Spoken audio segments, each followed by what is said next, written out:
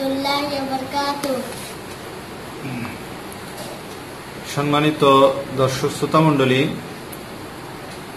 নামাজ শিক্ষার ধারাবাহিকতায় আজকে আমাদের বিষয় হলো সাহু সিজদা। নামাজে সাহু সিজদা কিভাবে দিতে হয়, কি কারণে দিতে হয়, এই বিষয়ে আমরা বিস্তারিত আলোচনা করব।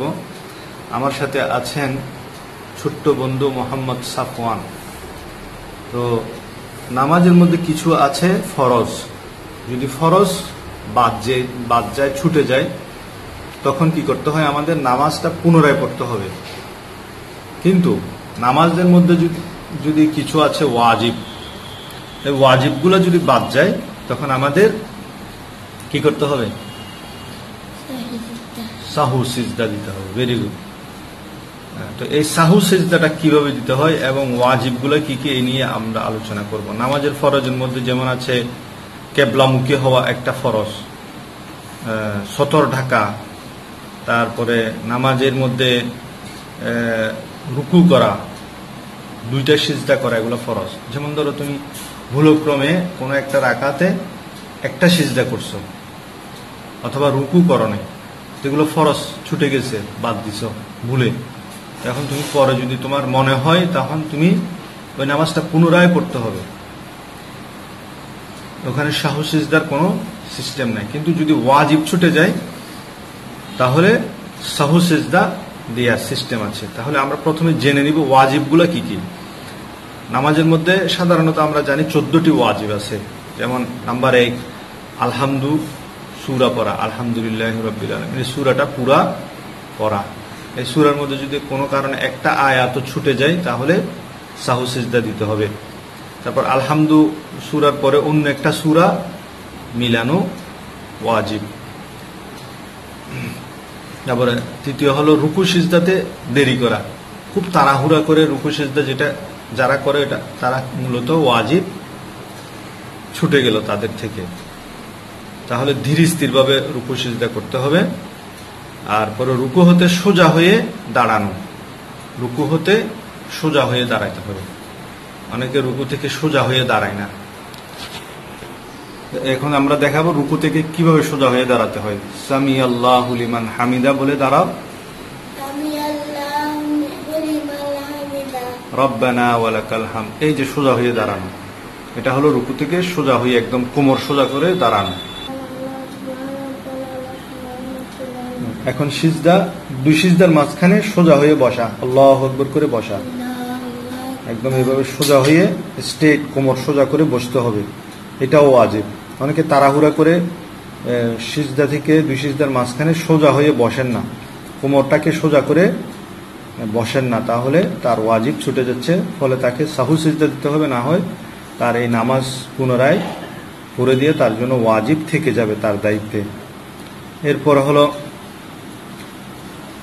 দুই সিজদার মাঝখানে বসা, এটাও ওয়াজিব। তারপরে সোজা হয়ে বসা, এটা ওয়াজিব। এরপর হলো 6 নম্বর হলো যদি 3 রাকাত বা 4 রাকাত বিশিষ্ট নামাজ হয়, তখন 2 রাকাত পরে তাশাহুদ পড়ার জন্য বসা। তারপরে এরপর 3 রাকাত বা 4 রাকাত বিশিষ্ট নামাজে দ্বিতীয় রাকাত এবং শেষ রাকাতে আত্তাহিয়া পড়া, তাশাহুদ যেটা, সেটা পড়া ওয়াজিব। তারপর ইমামের জন্য কেরাত আস্তে এবং জোরে পড়া, যেখানে আস্তে পড়ার সেখানে আস্তে পড়া, যেখানে জোরে পড়ার সেখানে জোরে পড়া। যেমন ধরো ফজরের নামাজে ইমাম সাহেব কেরাত জোরে পড়েন, জোহরের নামাজে আস্তে পড়েন, আসরের নামাজে আস্তে পড়েন, মাগরিবের নামাজে প্রথম 2 রাকাতে জোরে, এশার নামাজে প্রথম 2 রাকাতে জোরে, জুমার নামাজে জোরে, ঈদের নামাজে জোরে। এখন ইমাম সাহেব যদি মাগরিবের নামাজ বা ফজরের নামাজ বা এশারের নামাজে চুপি চুপি কেরাত পড়েন, তাহলে সাহু সিজদা দিতে হবে। এরপর বিতির নামাজে দোয়ায়ে কুনুত পড়া, এটাও ওয়াজিব। বিতির নামাজে দোয়ায়ে কুনুত পড়া, আল্লাহুম্মা ইন্না নাস্তাইনুকা ওয়া নাস্তাগফিরুকা, এই দোয়া পড়া ওয়াজিব। তারপরে 2 ঈদের নামাজে 6 তাকবীর, অতিরিক্ত 6 তাকবীর বলা ওয়াজিব। তো 6 তাকবীর থেকে যদি ভুলক্রমে একটা তাকবীরও বাদ পড়ে যায়, তাহলে সাহু সিজদা দিতে হবে। তারপর প্রত্যেক ফরজ নামাজের প্রথম 2 রাকাতে কেরাত পড়া। যেমন 4 রাকাত বিশিষ্ট ফরজ নামাজে আমরা প্রথম 2 রাকাতে সূরা ফাতিহার সাথে কেরাত পড়ি, শেষের 2 রাকাতে সূরা ফাতিহার সাথে কেরাত পড়ি না। তাহলে প্রথম 2 রাকাতে ফরজ নামাজের প্রথম 2 রাকাতে কেরাত পড়াটাও ওয়াজিব। এরপর হলো প্রত্যেক রাকাতের ফরজগুলির তরতিব ঠিক রাখা। যেমন আগে রুকু করতে হয়, তারপর সিজদা। এখন তুমি যদি রুকু না করে সিজদায় চলে গেছো, তারপর সিজদা থেকে উঠে আবার রুকু করছো, তাহলে তোমার কি হবে? এটা তরতিব ঠিক থাকলো না, ধারাবাহিকতা ঠিক থাকলো না, সেজন্য তোমাকে সাহু সিজদা দিতে হবে। এবং প্রত্যেক ওয়াজিবগুলির তরতিবও ঠিক রাখা। যেমন তুমি আগে সূরা ফাতিহা পড়তে হবে, এরপর সূরা। এখন তুমি কি করছো? আগে সূরা পড়ছো, আগে কুল হুয়াল্লাহ শরীফ পড়ছো, এরপর পড়তেছো আলহামদুলিল্লাহ। তাহলে তরতিব ভুল হয়ে গেল না? উল্টা হয়ে গেল না? তাহলে তোমার কি হলো? ওয়াজিব তরক হলো, ফলে তোমাকে সাহু সিজদা দিতে হবে।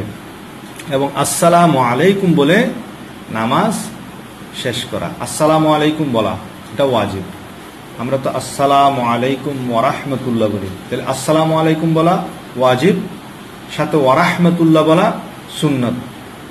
তাহলে আমি যদি পুরোটা বলি তাহলে আমার ওয়াজিবও আদায় হবে, সুন্নতও আদায় হবে। তো এখন যদি এইগুলা থেকে, এই 14টি ওয়াজিব থেকে যদি কোনো একটা ওয়াজিব ছুটে যায়, তখন কি করতে হবে?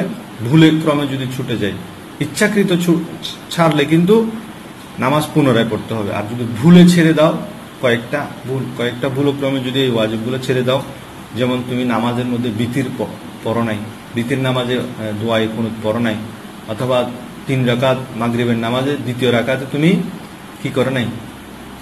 আত্তাহিয়া পড়ো নাই, না পড়ে দাঁড়িয়ে গেছো, তখন তুমি কি করবে? তুমি সাহু সিজদা দিবে। তো সাহু সিজদা কখন দিতে হয়?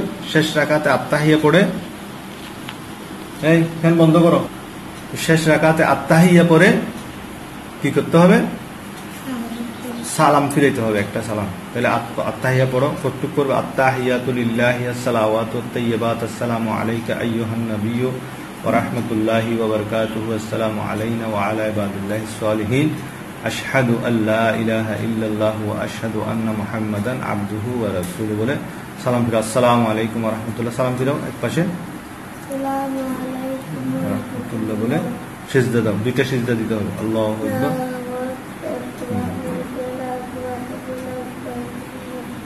আল্লাহু আকবার, আবার আরেকটা সিজদা,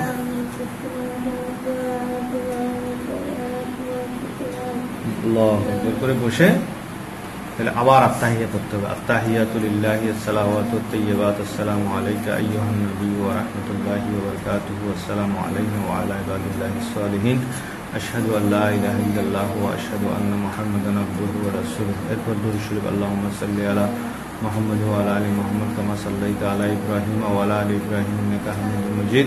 আল্লাহুম্মা বারিক আলা মুহাম্মাদ ওয়া আলা আলি মুহাম্মাদ কামা বারাকতা আলা ইব্রাহিম ওয়া আলা আলি ইব্রাহিম ইন্নাকা হামিদুম মাজিদ।